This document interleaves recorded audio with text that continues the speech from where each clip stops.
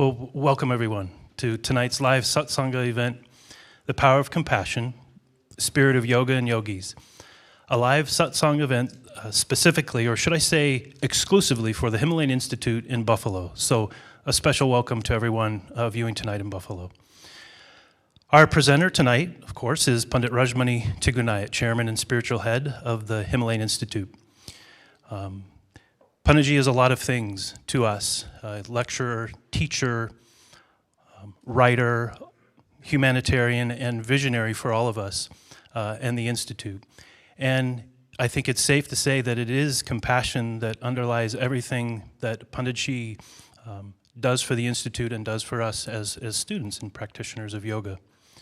Nowhere was that more evident than his recent trip to Cameroon, where it was really compassion that led Panditji to start the Himalayan Institute in Cameroon, and most recently led about 30 students and practitioners to a spiritual service excursion in Cameroon, Africa.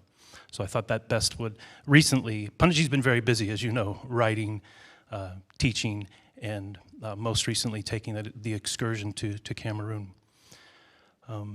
So everyone in Buffalo, this night is for you. And it was great to see many of you here this past summer for Panditji's The Power of Mantra program. And I want you to know we'll be doing something very similar format-wise for New Year's. Panditji will be teaching Tantric Alchemy on New Year's weekend, and it will be preceded by a 5-day sadhana immersion, Heal and Change sadhana immersion. So that will be going live on our website very soon. And please, everybody, and especially you in Buffalo, please come join us then if you can. So with that, format-wise, Panditji will speak to us about the power of compassion for a while, and then we'll open it up to questions specifically from you, everyone in Buffalo. So sit back, relax, and enjoy. And with that, I introduce Pandit Rajmani Tigunayat. Panditji.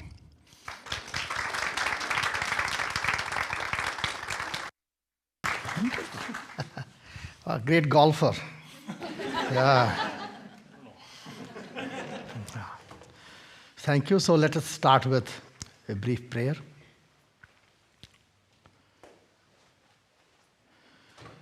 Dvaita Dvaita Mahamoha Sarvari Kshapanakshamaha Bhaswaniva Jayate ko Ganesho Dutariyutah Pratibhayaha Parolaso Nishakara Ivaparaha Dutiyuktaha Sajayatu Batukastandavaanvitaha Om Shantihi, Shantihi, Shantihi. Welcome, welcome, welcome, all of you. And Hansdale group could not resist. So Hansdale is joining the Buffalo group. That's wonderful. Tonight's topic is the power of compassion, the spirit of yoga and yogis. And we are calling it satsang. So let me tell you what is satsang. Normally it is understood to be sitting around a guru, okay, doing bhajan. And it's a very Indian type of term. Even when I go to India, people say, Panditji, I have to come one day and be with you for a couple of hours. Normally these kinds of questions come when I'm in Delhi. So no, just let me know what I can do for you here. You don't have to come all the way to Allahabad or Khajuraho. No, I want to do satsang with you. That scares me. Somebody wants to come and have satsang with me. Why? It's culturally very bizarre concept. so distorted in our modern times that you come to participate in a satsang. When you come, before you reach satsang hall, you buy some sweets on a sweet shop. Pick up some flowers and garlands. And a Guruji, a Swamiji is sitting.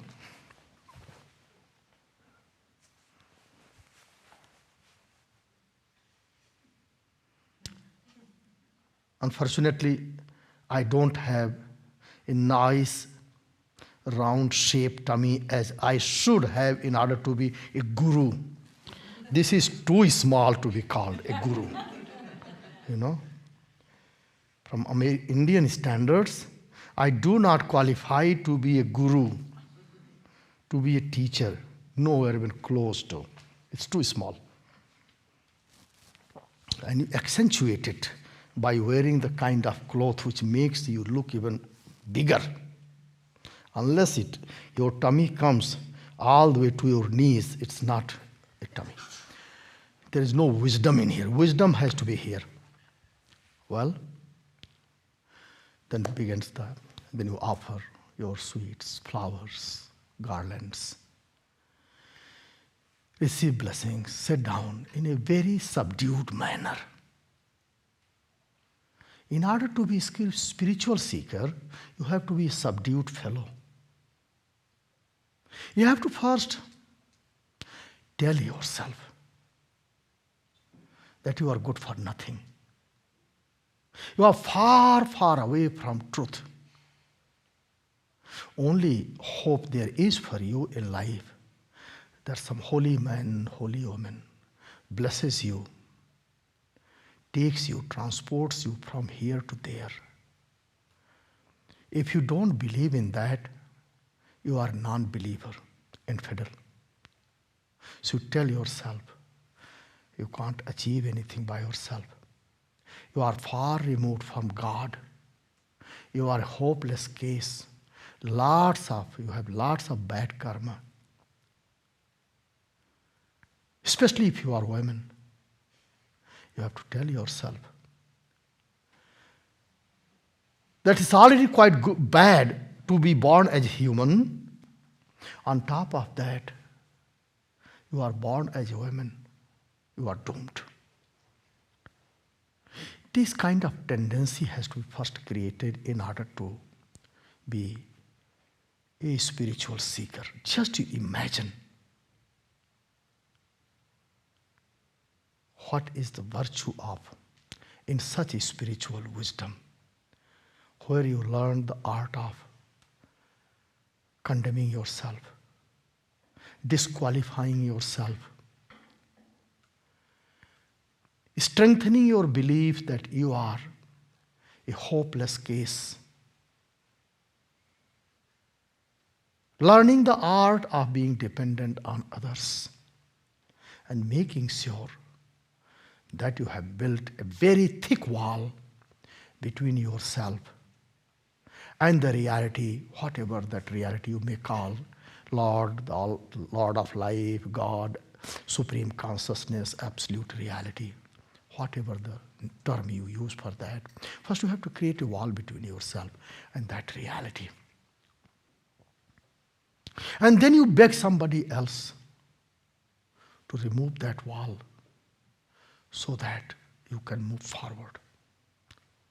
It is such a self-defeating concept of spirituality. Quite often, the lecture halls are filled with such seekers. It's just one of the most bizarre things which, over a period of times, which inflicts a society. The word satsang is very, very beautiful, dignified word. It means sat, sang. It is made of two words, Sat, S-A-T, not Sat, Sat, let's call it Sat. And Sangha. Sangha means company. Also, connecting, connection, attachment, union, joint. To reconnect yourself with Sat, Sat means truth, that which is really existent, that which is living, that which is live, that which is not dead, that which is not inert. Sat, Sang. In modern India, somehow this word, God knows, maybe 50 years ago, 70 years ago, 100 years ago, got associated with satsang, word got associated with being in the company of a saint. There is nothing wrong in it. But the word itself means something. Sat means Sat Chit Ananda. You have heard that word. Sat, Sangha. To be in the company of the truth. Truth that which is life. Truth that which has ability to breathe life in us. That's called satsang. In this context, satsang means where we come together and share our living experiences, real life experiences. Speak from our experience, share from our experience, and not to be too dependent on what has been just written in the books. Therefore, I will try to share with you this kind of satsang, and especially when the topic is the power of compassion, the spirit of yoga and yogis.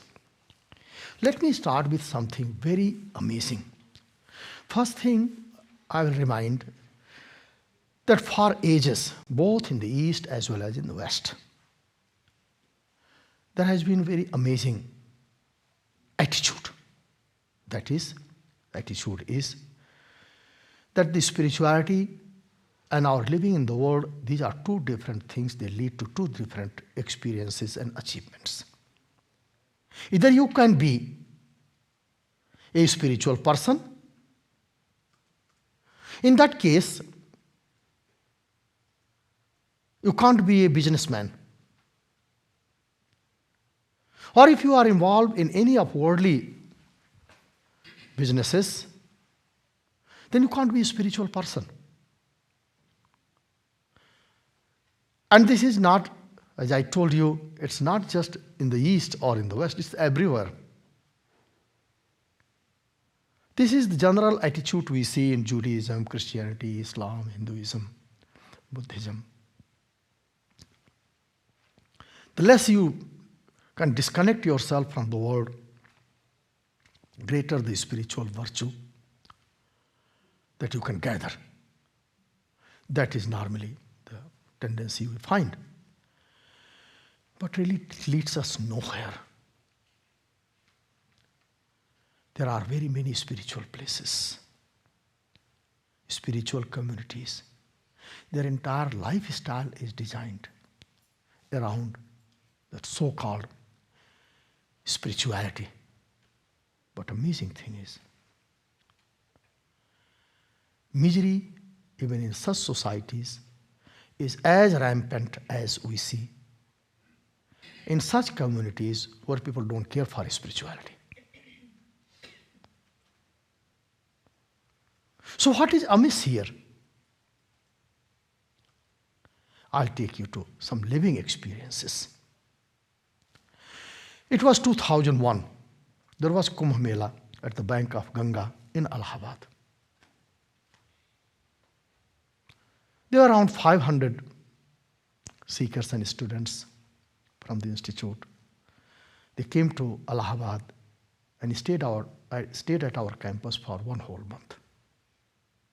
And supporting staff went from here, and there were around 55 of us. At that time, Himalayan Institute here in Pennsylvania survived at bare minimum staff. And most of the times we are ordering those who are left here. They used to quite often they used to order at least once a day pizza from town, because it was not so easy to run the kitchen here. Almost everybody was gone. So before the big group came, all those 500 guests came, our own staff one day, I said, let's go and see. This way, before it becomes very busy and our life becomes just life of pure service, and no time will be left for our own personal, exploration and going to Kumbh Mela site. Let's go. So around 30 people accompanied me, and all of them are from our Hansdale headquarters. Few people from India also joined me, and those who joined me were my very old class fellows from the university when I was their student at the University of Allahabad. After 25 years of gap, I had all of a sudden appeared again, on Indian soil, especially in my own hometown and college town, Allahabad city.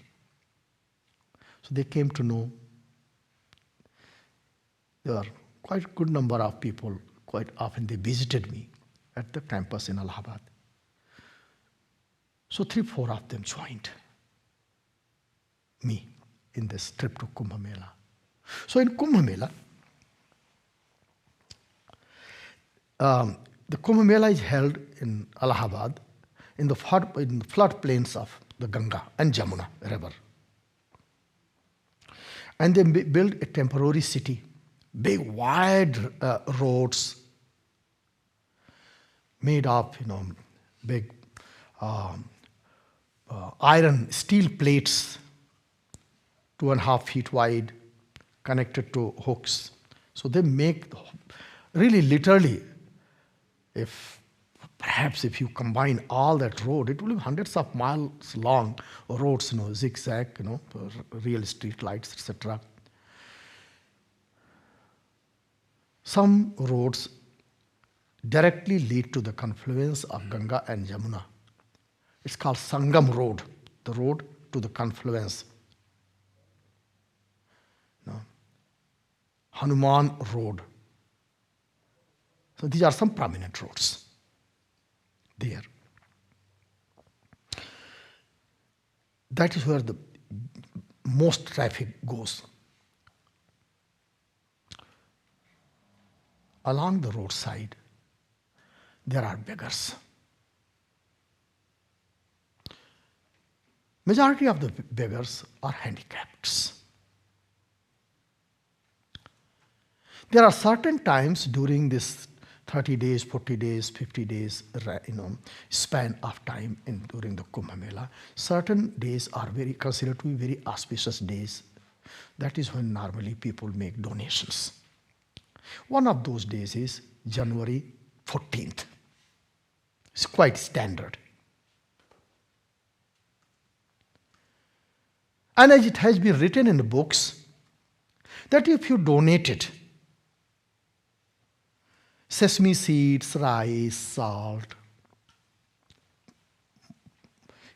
precisely these things are very special that day to donate. But anything else you donated, let's say gold, silver, cows, or anything, clothes, that multiplies in heaven. The virtue multiplies 1,000-fold. And even the smallest act of charity that day wipes out huge amount of your sins. And this is the ground that has been suggested. On this ground, people are inspired to give some donation. It does not say how much sesame seed and rice you have to give to those people. It does not say that. So, but it says that as many people whom you donate, more the better. There are literally thousands of such beggars lining the road. And most of them, it has taken lots of effort for them to reach that far because they don't have legs. Many of them don't have hands and fingers. No? Many of them can't see, many of them can't hear, many of them, they are mute, and so on. So the people that day, they come. They have few pounds of rice, salt, and sesame seeds. Mix in one because that's convenient. So they mix everything in it. And then they are walking.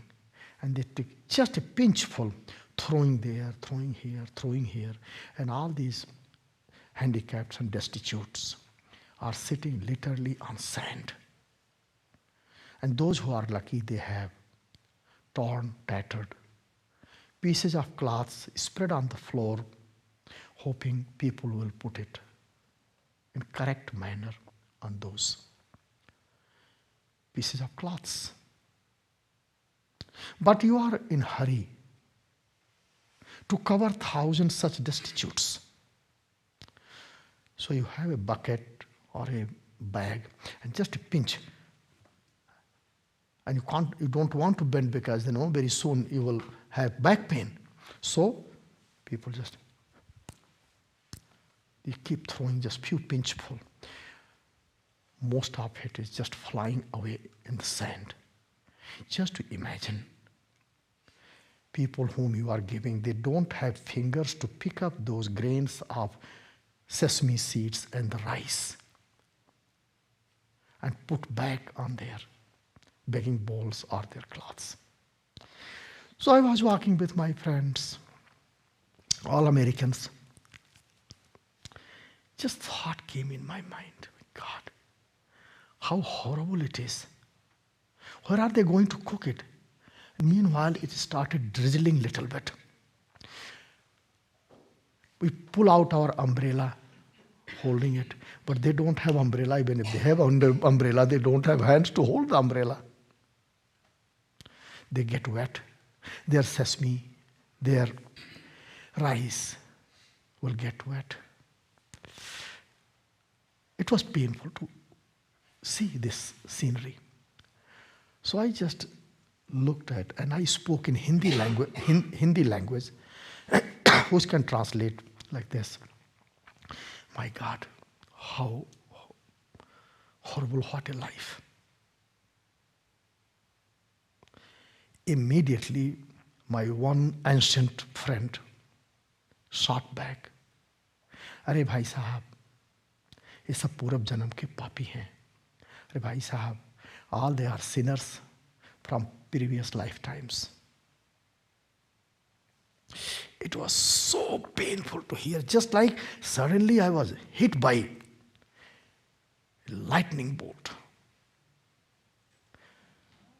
And I was kind of little bit relieved that here are my friends from the States. Those who do not know Hindi, thank God. Just to imagine, here is a crowd of millions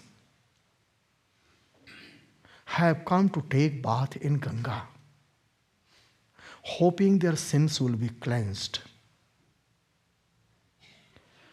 waiting for the auspicious moment which comes only once a year on January 14th. In their belief system that energy is intensified at this particular spot at the confluence of Ganga, Yamuna and Saraswati rivers.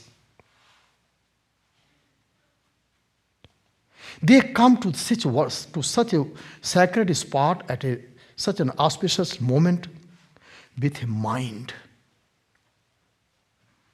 which is very quick, very fast to judge others and apply the law of karma instantly to assess, examine the cause of others' misery. We talk about law of karma. And we are very quick to apply the law of karma to put a label on somebody else. but we never reflect on ourselves. You know? So see here, what a big gap between what is being said and what is being done. In your good conscience, where do you see any trace of spirituality in this act? Where you have put away your mind, you have abandoned your mind, your conscience, and your heart. And you are trying to bluff yourself and fool God, divine providence. You are trying to bluff and fool this all pervasive intelligence that by throwing a pinch of sesame seeds and rice in such a mindless manner to these people, you are gathering virtue. Where are they going to cook it? Where are they going to eat it? Who at the end of the day going to carry them from this overly crowded place? And when stampeding happens, they are the first one to be crushed. They can't protect themselves. Now, this is where it takes this idea of love, compassion, kindness, generosity to a totally different level. Making a plan, a strategy, how to help, serve, share, make a difference. Is it that hunger becomes more intense just because it's January 14th and remaining 364 days? Hunger has no value. Starvation really doesn't matter. Sometimes, in our ignorance, we think and behave that way.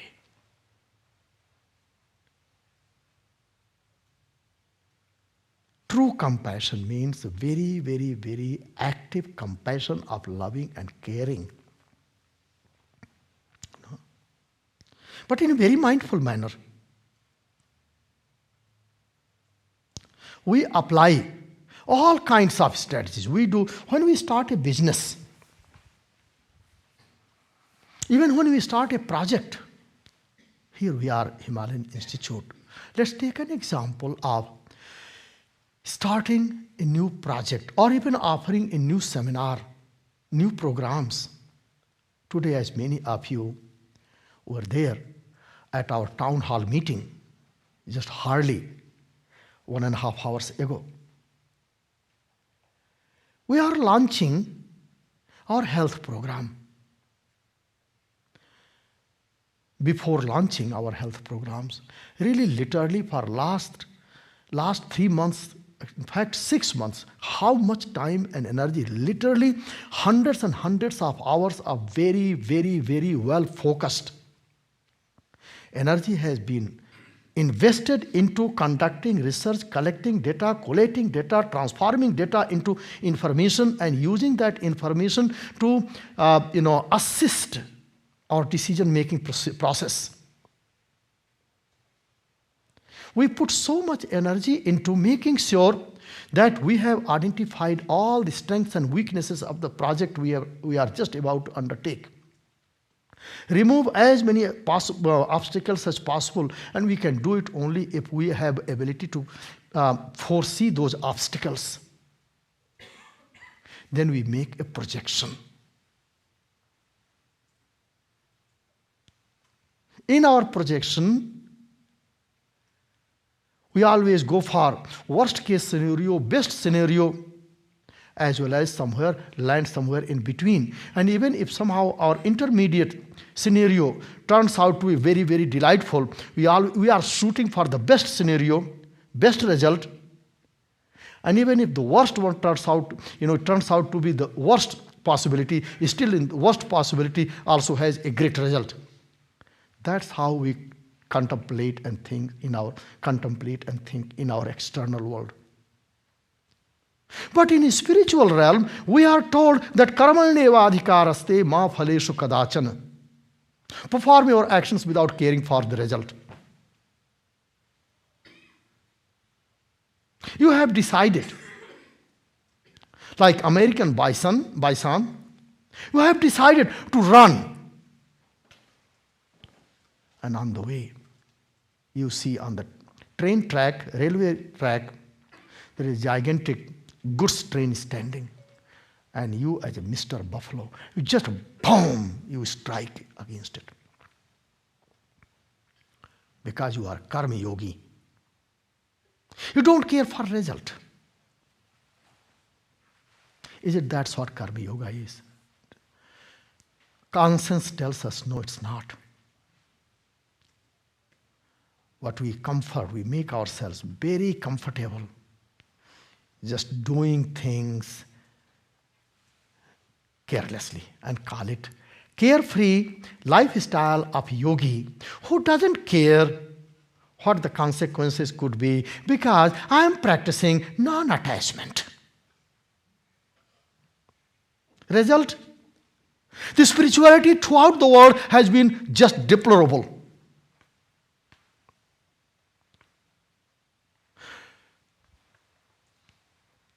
$1,400 have gone by since Prophet Muhammad taught. Misery is still there.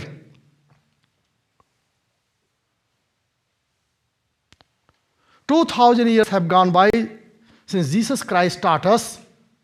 Misery is still there. 2,500 years have gone by since Buddha taught us this active compassion. Misery is still there. 6,000 years have gone by since Krishna taught Arjuna and the rest of the world the sermon of the Bhagavad Gita. Misery is still there. Tell me why.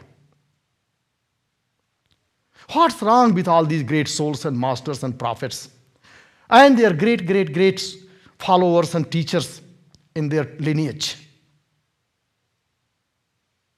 Because so far we have never been able to understand the difference between a passive compassion and active compassion. Still, we are fooling ourselves that non-violence means if somebody slaps on your right cheek, just offer the left cheek too. And we call it non-violence.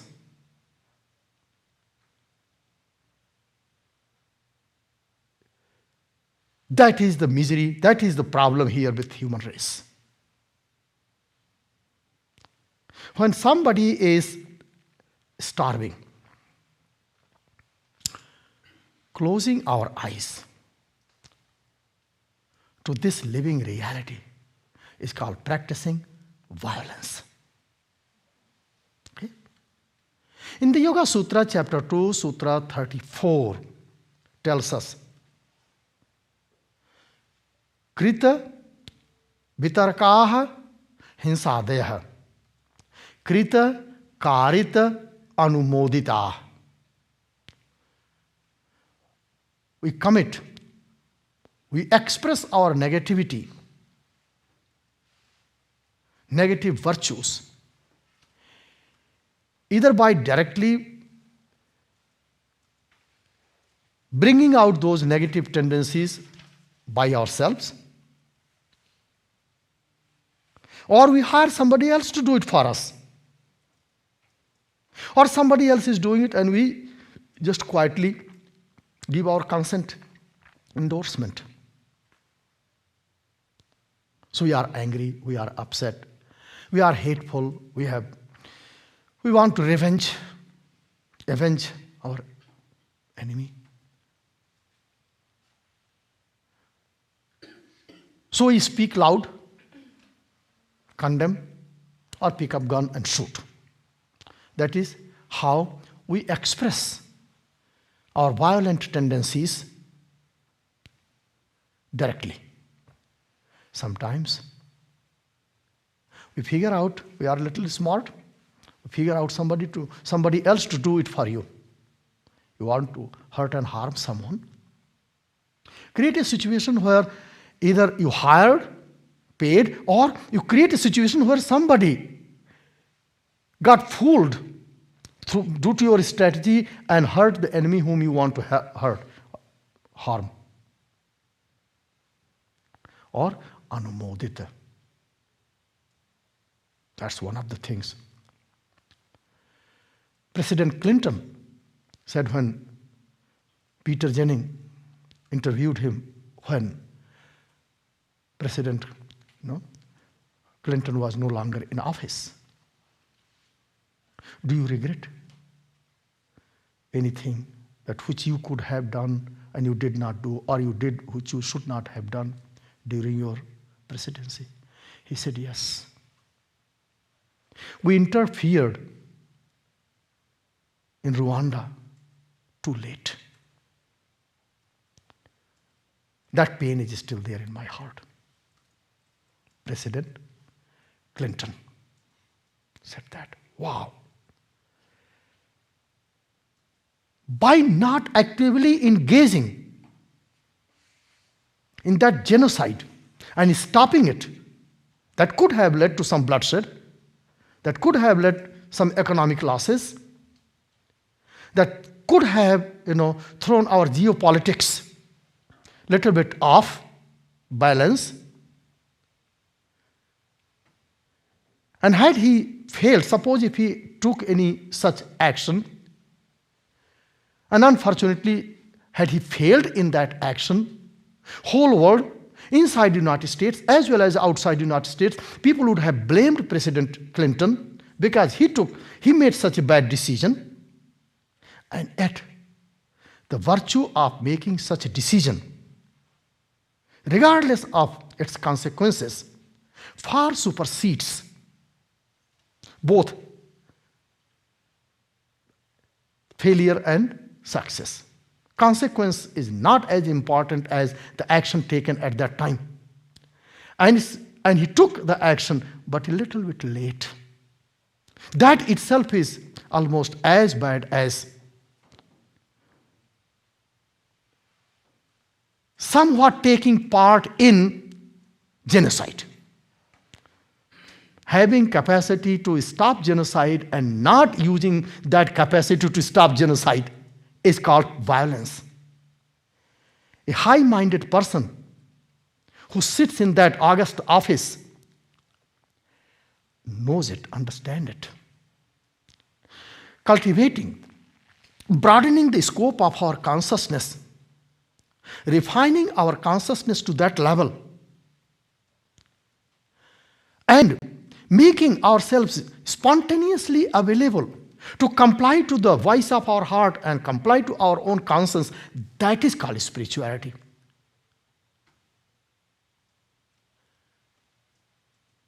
Slowness is not a sign and symptom of any spiritual practice. Sharp, quick, fearless, doubtless action. That's what defines spirituality. In this context, let us take an example. Let's focus only on compassion. Why I chose this topic? Something triggered when I was talking to some of you in Buffalo. It happened last year. I have been watching. I do not know whether Mark and Mariana, you are there in the audience. You are one of the biggest inspirer for this topic, tonight's topic. And hope you are recovering from your back pain, Mark. Injury Mark had just a few weeks ago. Mark, So I was talking to some of you. And it is so amazing that here I'm sitting in front of you and I'm seeing very many faces, including someone who came very just recently, where this whole idea of compassion, first I thought I will make some nice quotations from Bhagavad Gita, Yoga Sutra, and I will make it, very impressive kind of talk. But after seeing another mark and someone, her name is Astrid, driving to this satsang, I started remembering lots of things. One of you here sitting in the audience, I know so personally. So, just goes in the town, in the capital of Wisconsin, walking. I was walking with someone here, Mark. Which Mark? Let's not talk. We went for a walk. I saw a bunch of people making an effort to showing their face. Hi, Mark, on the streets. I said, good. So how are you doing? Good, kind of good. Mark goes, and those people, they know Mark's walking pattern, where he goes, how he walks, which streets, and how he comes back, where he grabs his coffee, things like that. So lots of people in that town, they know him. So, but I didn't know this thing. First time I got a chance to walk with him in his favorite hometown. So, same very person again shows up on the other side of the block. Hi, Mark. Mark gets the message. In fact, he gets the message just by seeing them. Most of them have been put in jail many, many times. Mark is the one who goes, takes them out, puts them in a rehabilitation center, gives money, pays for their bills, do this. Many of them are on drugs. And the enforcement agency and the people in the department, they also know him. They know who this person is. See here, talk about compassion. Here is someone who is criminal or has gotten in drugs. Every once in a while gets arrested and put in the jail.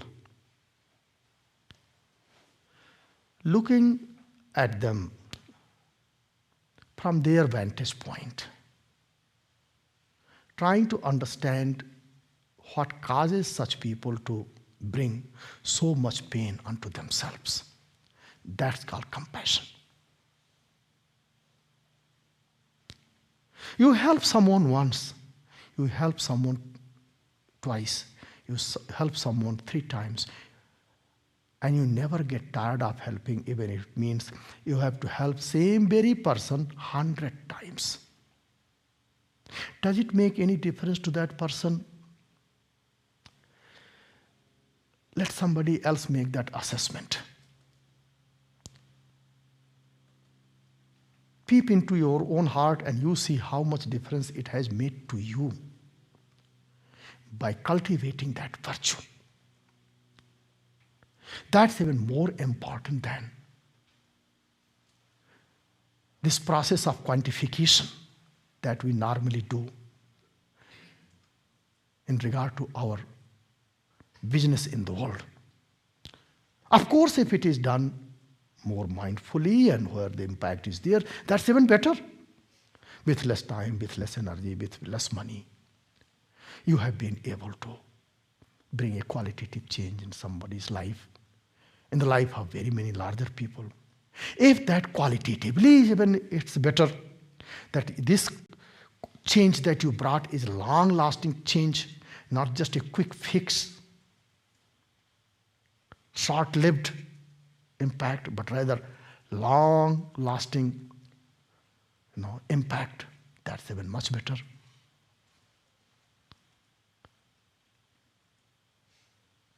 So, this is what makes a person yogi and a practice yoga. Do we have to be really a yogi practicing yoga? To follow the principle of love and compassion? Which one is cause and which one is effect? Do we really need to pay that much attention to it? Do we really have to see whether or not this particular principle is really a spiritual virtue, spiritual principle? The truth is no. Many of you have heard Swamiji, the founder of the institute, speaking many times in your past. Many of you have not seen him and know him only from his books and from his tapes, where he always said, a human being is already a divine being. You do not need to become divine. What you need is that you need to become a human being.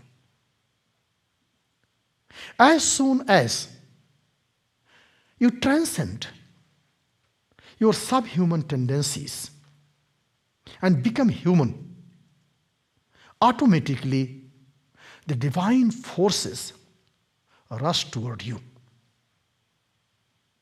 The problem is right here that we are stuck with our subhuman tendencies. Subhuman tendencies which are propelled by our lower birthies, low-grade tendencies of our mind. Greed, anger, confusion, selfishness, attachment, narrow group identity, identity of an ethnicity. Somewhere we have been fooling ourselves that in order to survive in this world, we have to stay with our herds. What we do not realize that we are not exactly in the same situation as what call those wild beasts? What are they? Those African hundreds and hundreds of those buffaloes, wildebeest. That's right. That's the name is wildebeests. Do you think they live in the wilderness and that's why they are wildebeest, or wherever they live, that place becomes wilder? That's why they are wildebeests. Which way it goes?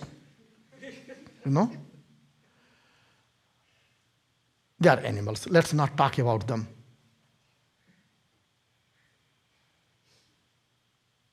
For some reason, those who have 4 legs have less advantages than those who have only 2 legs. So we are 2-legged creatures. There is definitely very amazing phenomena with us.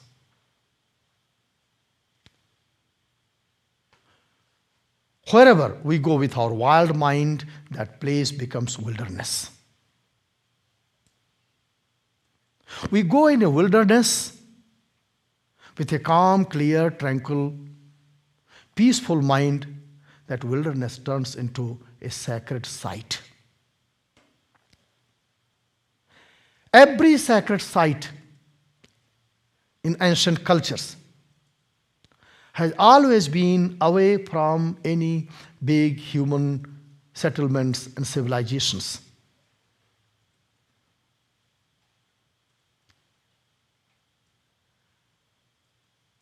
Such sacred sites primarily had been the residences of people with high quality mind. Thus, this space that was occupied by them that turned into a sacred site. And up to this day, we take advantage, we benefit from such places. Even though in very many instances, such places are now surrounded by thick, heavy populations, human populations, be it Varanasi, Allahabad, or Assisi. All of those places are overcrowded. And yet, sanctity and sacredness that was once there, and so in such a concentrated form that still such places are called holy sites, holy places. That is the beauty of these two-legged creatures, that wherever they go, they always travel with their inherent energy, qualities and properties.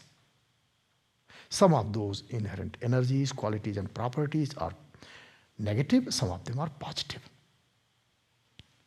constructive or destructive.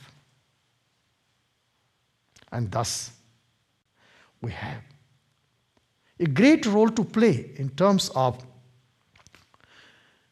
creating or destroying a society that is grounded in peaceful and illuminating values. Contributing to the development of such society is called a compassionate act. Who are the beneficiaries of such things? We ourselves and generations to come.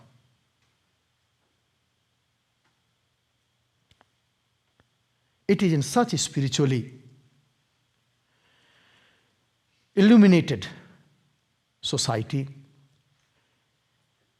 spiritually motivated individuals are born and raised.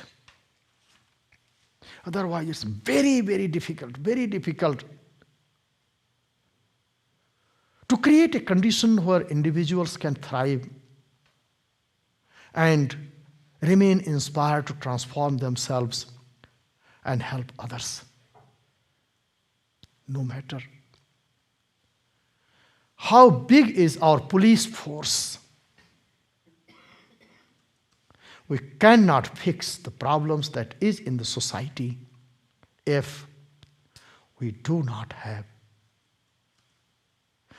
this subtle and yet potent power of love and compassion and selflessness. We can continue debating about gun control, and we will never be able to come to a right conclusion. We may go on blaming Democrats or Republicans.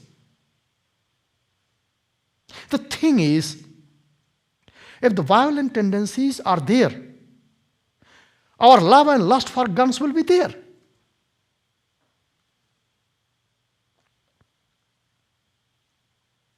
And if we continue focusing our expectations on our lawmakers, it's not going to help. We'll do it in our basements.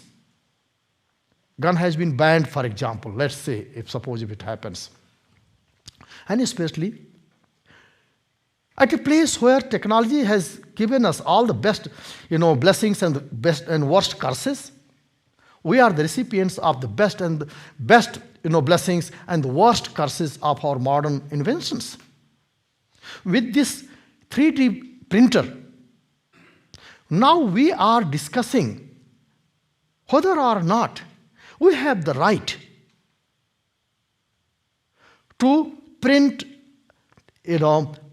automatic machine guns right in our own home. What is the difference between a farmer who grows corn or wheat in his farmland and the one who grows guns in his basement?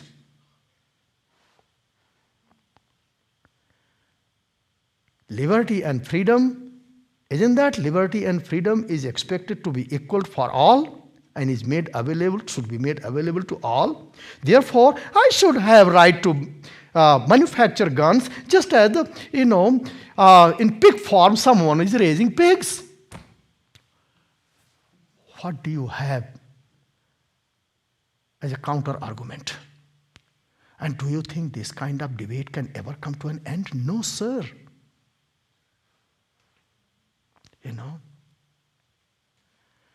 We are very smart human beings. Logic is our slave. We are not slave to logic. We can sharpen our mind and intellect to the point where logic and reason can be just used. You know, it's sleep. The point is here. The principle of compassion is something very, very, very active phenomena. We have to bring it in our thought, speech, and most importantly, in action. We have to figure out when are we practicing violence, cruelty, by actually involving ourselves in it, by inspiring others to involve in it, or just by giving our consent. This is the message for this satsang. Just by being oblivious to our own inner conflict inside us and the conflict that is outside us, will never be able to create an atmosphere where we can do our practice for our personal growth and development peacefully and succeed in our own personal practice. Unless we pay attention to the peace and tranquility in the external world, we'll be forced to constantly remain engaged in dealing with, struggling with numberless, endless obstacles in our own personal, spiritual pursuits. How do we do that? Well, I gave few examples of Kumbh Mela, where you just throw few grains mindlessly. Just by being a Hindu, Buddhist, just by being very faithful to your religion, really automatically doesn't make you a very good person. Do you know that Burma, its modern name is Myanmar, in Southeast Asia, next to India and Bangladesh, it is basically Buddhist country. And amazing, shockingly, there are 400,000 strong army men and 400,000 monks, almost equal. From every home, there is a monk. The number of soldiers, number of monks in Myanmar is almost equal. And yet, it is in such a society, once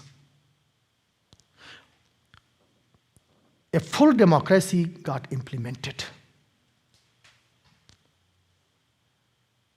and the so-called quote dictator has been pushed in the background. That is when monks picked up arms, and genocide is going on, and non-Buddhists are being killed and being forced to become homeless, and humongous tens of thousands of people are brutally kicked out. They are called Rohingya Muslims.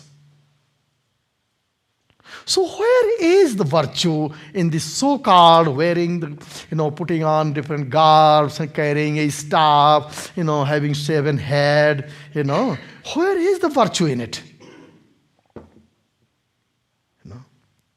You have pointed hat, long big malas with nice wonderful beads. You are doing rosary. You are reciting some verses from Sanskrit language, Greek language, Latin language, Hebrew language, Pali language, because those ancient languages are so romantic, makes such a big impression, wonderful impression that you are a very spiritual person because you are reciting mantras. And at the earliest opportunity, then you start hurting and harming your next door neighbor with whom you have been living for ages. Wow. And do you think with this kind of practice of spirituality, our soul will ever blossom? Forget. But you need to be really very clear and strong, deep in your mind and heart, to really recognize this truth and face this reality and respect it, honor it. Otherwise, your own hidden weakness forces you to keep denying this truth and keep walking on the same beaten track and keep calling yourself that you are a very virtuous person, because on every January 14th, you are giving away few pounds of rice and sesame seeds, or you are reciting some verses from Pali language or Sanskrit language, or so faithfully you are going to your temples, places of your worship, or you are wearing a wonderful locket with God's name inscribed on it. These things we have been doing for thousands of years. And human misery has not really gone away. Therefore, there is a different way of diving deep into our own minds and hearts and discovering that truth which truly makes you respect your own inner self. Something when you just start loving yourself to the point that anyone, anywhere who is just like you, who is similar to you or dissimilar to you, automatically finds a respectful place in your personal or interpersonal life. And then you see how it affects your family, society, religion, culture, and your job atmosphere, in your corporation. That is the message of this satsang today. God bless you. Now I'm open for questions. Thank you, Panaji. First of all, Jackie up in Buffalo wanted to share with us that Mark is recovering well from his surgery, and Very good. she'll be sharing the link with Mark and Mariana tonight. Yeah. Let's see. The first question, Panaji, has to do with technology today in our world, and the question specifically reads that digital technology has offered us incredible opportunities, yet exposes us to a dizzying amount of information, from the mundane to catastrophic. I find myself bouncing from grief to joy to sarcasm just in my first of many scrolls through Facebook each day. How can society stay emotionally balanced and focused with this deluge of stimulus? This is a great opportunity. What we need to learn is the art of making good of these exciting moments. Nobody is forcing us to spend hours and hours on pornography, for example. Nobody is forcing us what to read and what not to read. It is a great opportunity that things are there. Even in the nature, look at. You plant a garden, you start a garden. You never had a plan to have, let's say, 5 different kinds of flowers in your garden. But there are 50 different kinds of weeds growing in your garden. It is only when you understand the symbiotic relationship between what you have planted and what you have not planted, do you come to realize that there is some purpose behind it. When you are pulling out weeds, as a mindful gardener, you have a limit. You do not unnecessarily waste your time and energy in destroying the rest of the forest, which is, from your standpoint, is just absolutely full of weeds. Those weeds, they serve their purpose too. They form a border for a beautifully groomed garden. Same thing with the information. The thing is, We are not using that information properly. We are using it just to pass our time, or we are impulse driven. When our goal and objective is not clear, then no matter whether any information is presented to us or is not presented to us, we will remain, we will be purposelessly running around. When the information were not there so easily available, how many of us were really so one-pointedly attending our books? And those of us who attended our books, how many of us really tried to put the information available in the books into daily life, daily practice? Same phenomena is continuing with technology. The problem is it's not the technology is the really a problem, is creating a problem, usage of it.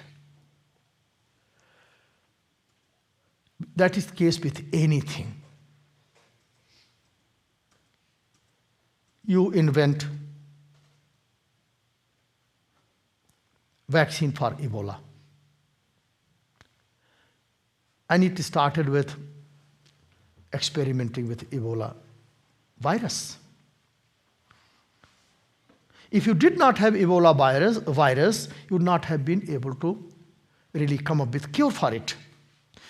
By the time you come up with the cure, now you have a weapon. You use the same very virus and become a source of fear to a large section of humanity, or you use that knowledge and information pertaining to Ebola and you become source of joy and happiness. It's totally up to you. Unfortunately, human mind tends to go after something negative and destructive. So the transformation is needed in the field of in the realm of our mind, not necessarily out there. And even when we have our iPhones, iPads, how much information are we really using for anything? Not much. Then where are we spending the time? 4 or 5 hours is going on in entertainment. What are those entertainment? Mindless games.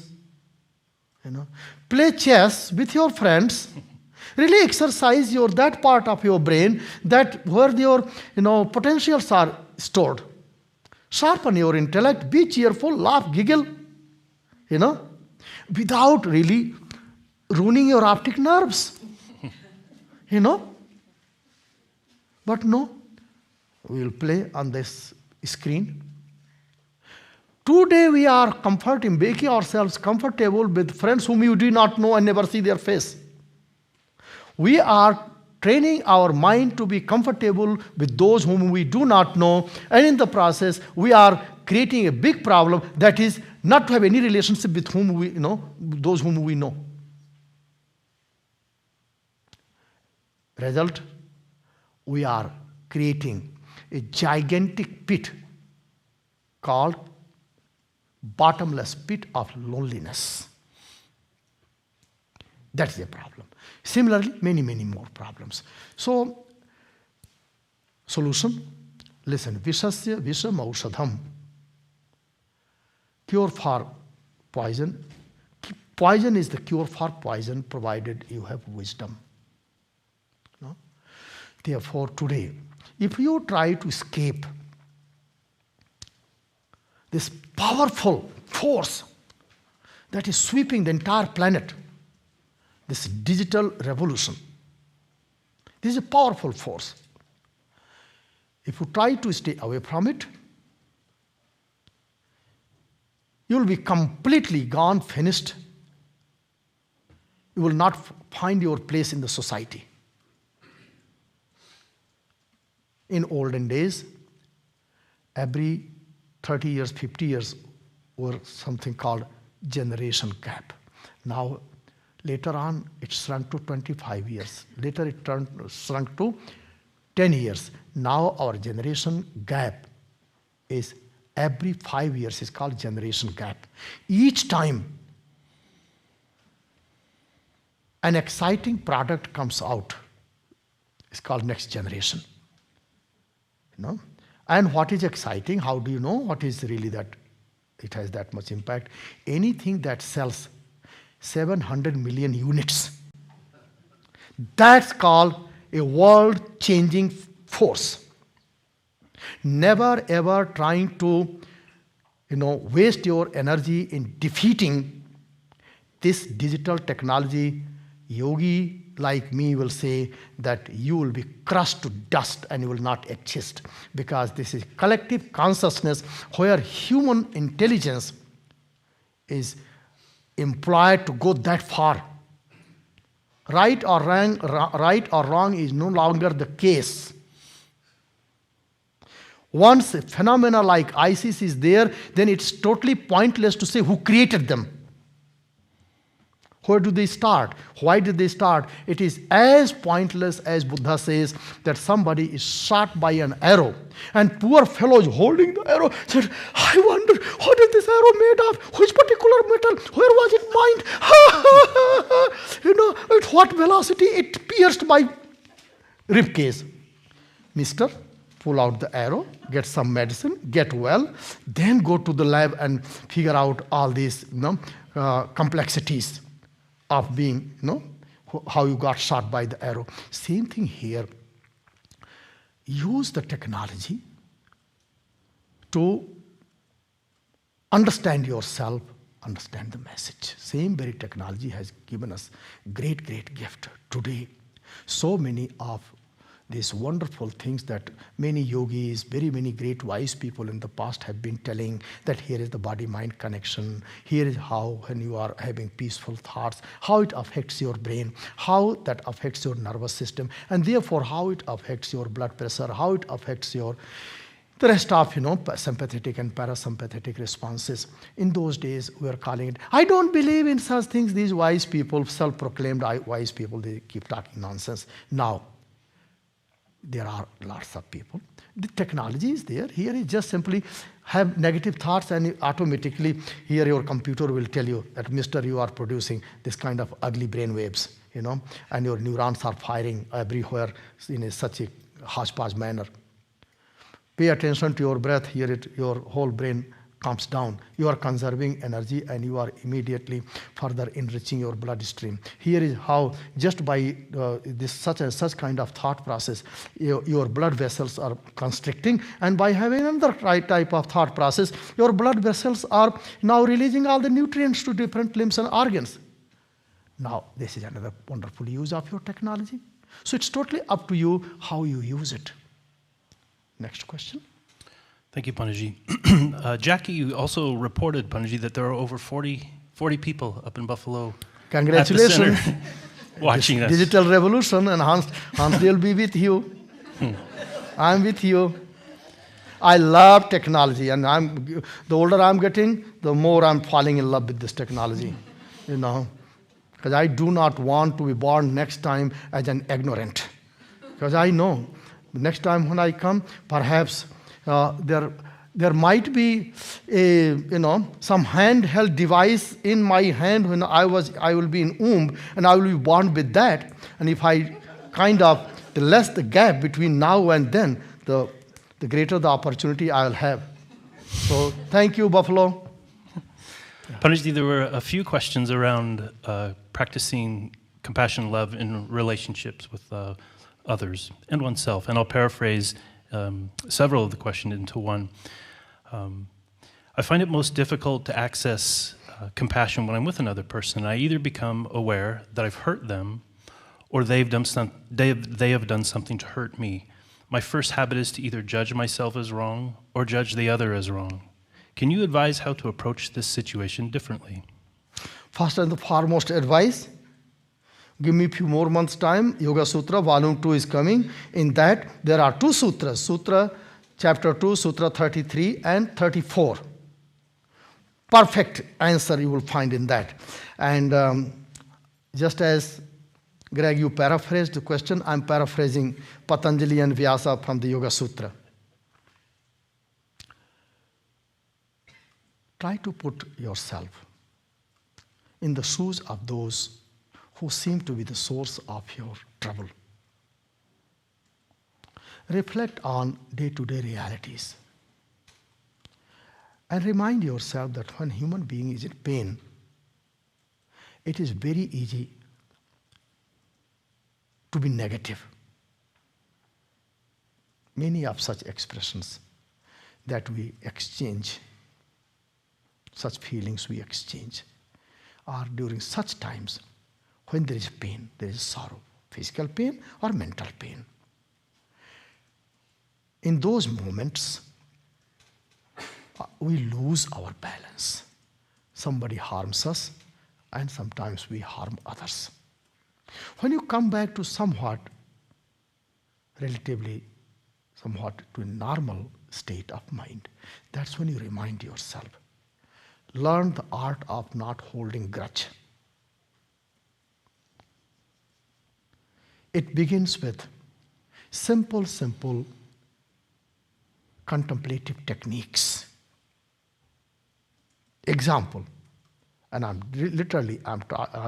sharing you what I just wrote 2-3 days ago in the Sutra 2, chapter 2 of the Yoga Sutra and Sutra 33.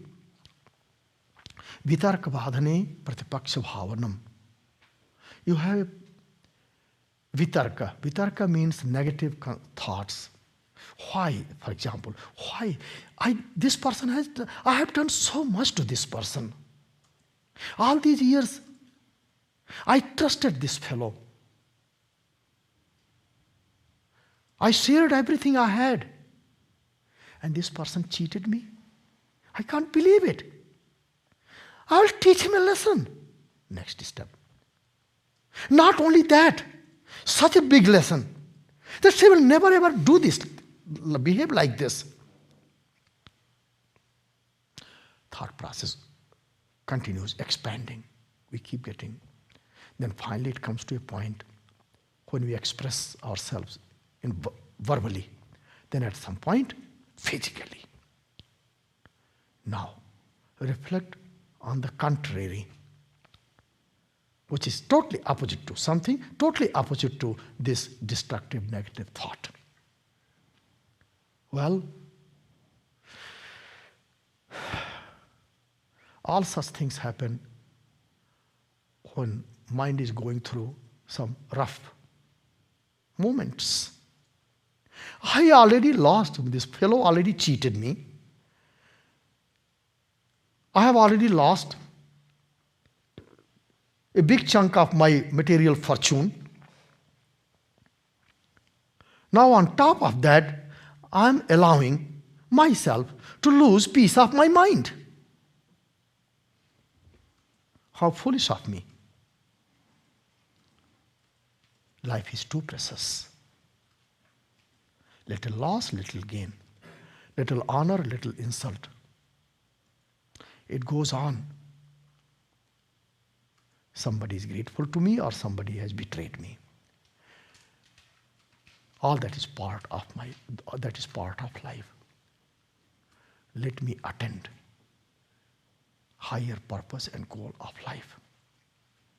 Even if nobody cheats me, nobody harms me materially, there comes a time when everything will be left behind. What will go with me when I'm taking my last breath is more important than what little material object I gained or I lost. This kind of contemplation can help you. And then you translate that contemplative process in a little bit more precise way and that you can do when you look at the context, your context and the person with whom you are upset, the person who seems to be harming you and hurting you. Then you bring that particular phenomena example and put it in this contemplative process. That is how you again reclaim your positive, good, auspicious portion of your mind. Okay. Panditji, the next question comes to us from Sarah G. in Buffalo. Sarah refers to a dialogue between Einstein and Einstein's daughter, and I won't read the entire dialogue, but just a sentence that sets up her question. In his discussion with his daughter, Einstein says, if we want to survive as a species and to find meaning in life, if we want to save the world and every sentient being that inhabits it, love is the one and only answer. Perhaps we are not yet ready to make a bomb of love, a device powerful enough to entirely destroy the hate, selfishness, and greed that devastate the planet. End of quote. Yeah. After reading this, two questions come to Sarah's mind. One, can you talk about this force of love and how one could create this bomb of love? And then secondly, as you've done, Punjaji, already a little bit tonight, can you give an example how this force of love heals a tangible problem in our life, our relationships, or our society? First, how to make this bomb of love. It's called practice of active compassion is the ingredient. This particular ingredient, compassion, is just pratipaksh bhavana, absolutely opposite to our uranium. No? Uranium is on one side, quote, just figuratively speaking, and love is on this active compassion on the other side. So use this active compassion as your bomb material. And through your active action, not just passive action, you drop it on human minds and heart. And use your intelligent mind and make sure that you give no choice but for people to accept it. If anybody tries to escape this wonderful gift of love and compassion, close all the doors and give no room for person to escape. That's called being intelligent and smart. We do it in many, many other situations. That's how all these strategists are there. Political advisors are there. Every moment, people just sit there. We are seeing it in our daily life. At our Yoga International, there is a gigantic screen. At every moment, in real life, in real time, you can see exactly who is reading which article, how many minutes and seconds, how many people are sticking to that article. You analyze, you observe, and based on that, you modify your strategy if your older strategy was not so effective. So similarly here, you have to come up with that kind of strategy. You like it or you do not like it. You have taste for love and compassion or you don't have taste for love and compassion. I'm going to put such a wonderful supportive ingredient in my recipe that you will be forced to develop taste for it. We need few thousand Steve Jobs to change the taste of human brain and force people to buy these devices. Okay? And charge people to pay for it. This man, genius. After he dies, all kinds of, comments are coming from both sides. He was cruel, he was this, he was that, What is important to remember about Steve Jobs is that this man gave no choice to anybody.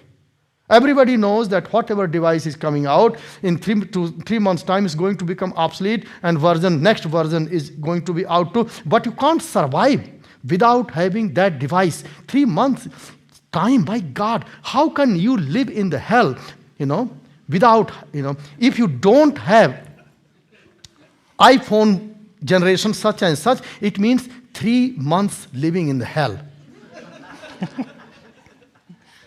buy that product, stop living in the hell, then throw that device, buy the next generation, so that this upcoming 3 months you are not in the hell. He created hell all around you and made sure that you don't live in the hell by this product. Create a situation where people upgrade their taste and retrain their taste buds of their mind and soul. I wish all of us somehow figure out that system. I'm trying my best, but I'm not Steve Jobs. What can I do? I need to get few more, 10, 20, or 100 more PhDs probably to, really implement, figure out how to really transport compassion, and just drop it on your doorsteps, such a big size that you can't get out of your house, unless you consume that love and compassion, because your doors are blocked and windows are covered with that humongous pile of love and compassion. I wish I can discover that kind of technology and methodology. Thank you. Next. Panaji, the final question, similar in theme to one earlier. There are, in some certain situations with certain people, love and compassion flow freely from my heart. However, in other situations, I'm unable to access it. Can you please help me understand that? Yes. Gradual training. Don't expect, things to happen right away. It took a long time before we really formed habit of being negative. So similarly, now it will take a long time to undo that negative and form a habit of being positive in every situation, every time, in every circumstance. Therefore, start wherever you feel good. Wherever. Try to understand the dynamics of your mind, where you feel so spontaneously moved by your own inherent love and compassion. See what happens to you. Where does it come from? And deposit that information, memory of that, answer. When you get the answer, wow, it feels great. It comes from a very beautiful place, very beautiful space in my heart. Try to go back to that place again and again and again. That's called abhyasa, practice. You are making an effort to reach to that same place where once you reached and you found it was so lovely, so wonderful, you were so positive, you were so constructive, And even though there are times when your loved ones were not so kind to you, and yet you felt very good about your loved ones. How did it happen? What was the ingredient? What was the situation that you didn't care how your loved one was mistreating you? You continued giving your love and affection to your loved ones. And you even did not need to make much effort to forgive that loved one. It requires two things. Number one, a meditative technique to reach to that point again and again and again. That's called abhyasa, daily practice. And contemplative techniques, that how wonderful that place is and how painful it becomes when that space gets filled with negativities. And therefore, how can I avoid making that space become so dirty and impure? That contemplative process is called vairagya. When you put together your ability to reach that space and maintain that positive attitude toward yourself and toward others becomes much easier. Again, that's called yoga.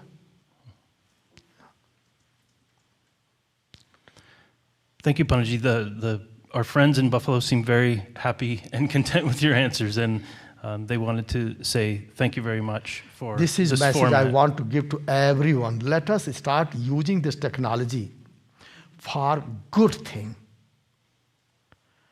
More frequent satsang, more frequent discussions, more frequent, mutual inspiration, and so this way we can multiply, kind of ourselves in many places, simultaneously. Welcome, Rolf.